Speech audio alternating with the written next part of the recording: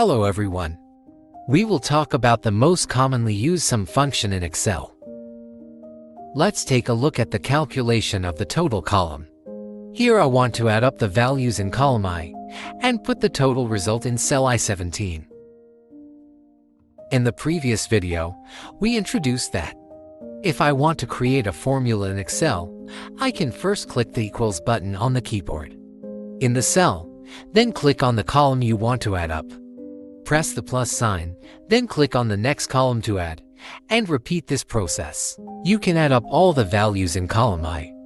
But obviously, this method is not only tedious, it is also prone to errors during operation. So this is where Excel functions come in handy.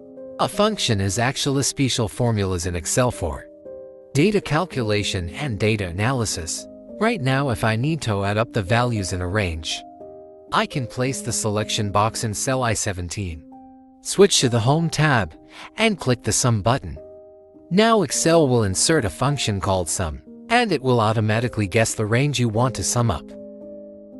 If this range is wrong, you can reselect the correct range with the mouse. You can even hold down the Control key to select multiple disjointed ranges. When the range is correct, you can press Enter. Then the total amount in the total column is calculated instantly. If interested, you can also try other common functions provided in the Sum menu, including average, count, max, min. These functions work exactly the same as Sum. Take average for example. I first create an average title and place the selection box in cell I-18.